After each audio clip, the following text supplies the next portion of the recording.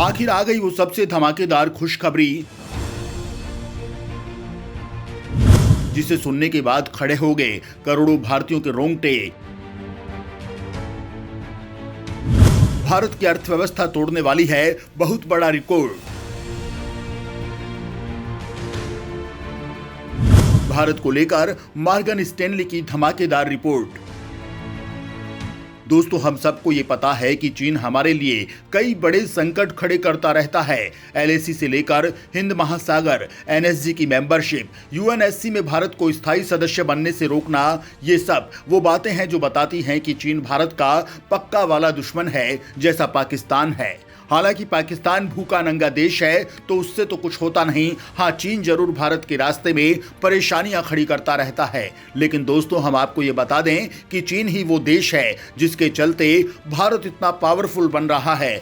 चीन ही वो कारण है जिसके कारण भारत आज खुद चीन को पीछे छोड़ने में कामयाब हो गया है, और चीन ही वो कारण है जिसके चलते भारत की अर्थव्यवस्था ने कई रिकॉर्ड तोड़े हैं और आगे भी बना रहा है। आप सवाल करेंगे ऐसा कैसे हो सकता है, भला एक दुश्मन देश भारत का भला कैसे कर सकता है? लेकिन दोस्तों ये पूरी तरह से सच है, और इसका सबसे बड़ा प्रमाण यूं मानिए भारत के इतिहास की सबसे बड़ी खुशखबरी हम आपको देने वाले हैं, जो भारत से नहीं बल्कि अमेरिका की बेहद पावरफुल कंपनी की ओर से आई है। दोस्तों, इस पावरफुल कंपनी का नाम है मॉर्गन स्टैनली। जी हां दोस्तों, वैश्विक वित्तीय सेवा कंपनी मॉर्गन स्टैनली ने भारत को लेकर जो रिपोर्ट जारी की है, यकीन मानिए उसे सुनकर आप भी विश्वास नहीं करेंगे। लेकिन भारतीय अर्थव्यवस्था को $5 ट्रिलियन बनने के पीएम मोदी के सपने पर जो देश भारत पर हंस रहे थे, मजाक बना रहे थे, उनका मुंह बंद हो गया है। चलिए जानते हैं कि आखिर ऐसा क्या हुआ है कि भारत सबको पीछे छोड़ देने वाला है और एक नामुमकिन काम होने वाला है। तो दोस्तों इस वीडियो को लास्ट तक जरूर देखिएगा, क्योंकि तभी आपको ये पूरा मामला समझ में आएगा। अमेरिका की मॉर्गन स्टैनली की धमाकेदार रिपोर्ट, महज 7 साल में होगा वो जो किसी ने नहीं सोचा था। दोस्तों सबसे पहले तो आप इस कंपनी के बारे में जान लीजिए कि ये कंपनी अमेरिका की बेहद शक्तिशाली कंपनी है, और फाइनेंस और इन्वेस्टमेंट की दुनिया में ये एक बहुत ही बड़ी दिग्गज कंपनी मानी जाती है। ये कंपनी हर साल दुनिया भर की तमाम बड़ी अर्थव्यवस्थाओं के लिए प्रोडक्शन भी करती है। यहाँ तक कि खुद कई देश तो मॉर्गन स्टैनली की रिपोर्ट देखकर ही किसी देश में इन्वेस्ट करने लगते हैं, जिससे उस देश की जीडीपी की रफ्तार पकड़ने लगती है। यानी एक तरह से पूरी दुनिया मॉर्गन स्टैनली की रिपोर्ट पर नजर रखती है। और अब दोस्तों इस अहम अमेरिकन कंपनी मॉर्गन स्टैनली ने भारत को लेकर एक बहुत अहम भविष्यवाणी की है।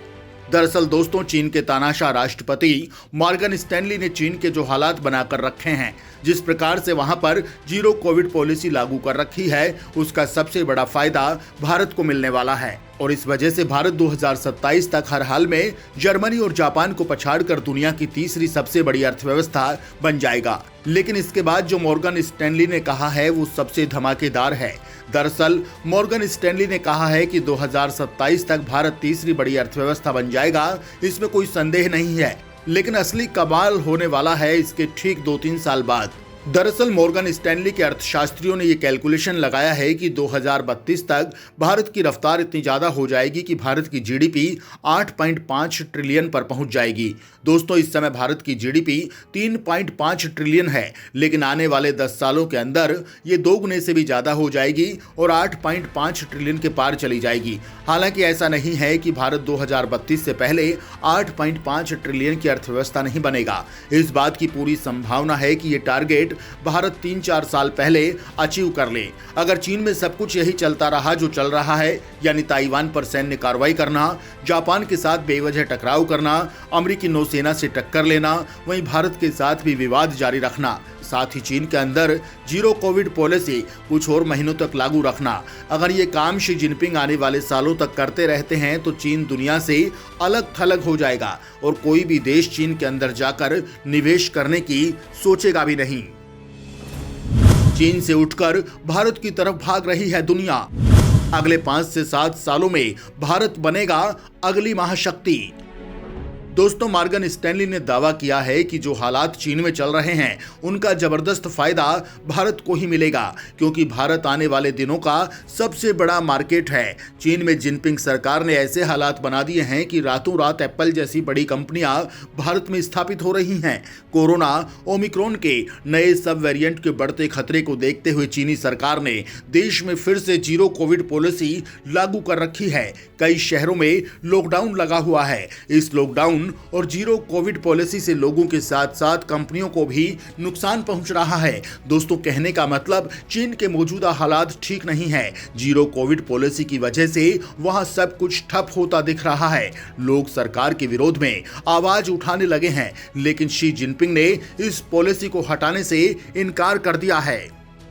इस बीच चीन में खराब हालात की वजह से एस्टरलैंड कंपनी इंक और कनाडा गूज होल्डिंग्स इंक सहित कई वैश्विक फर्मों ने चीन में अपने स्टोर बंद करने और पूरे साल कटौती करने का फैसला किया है।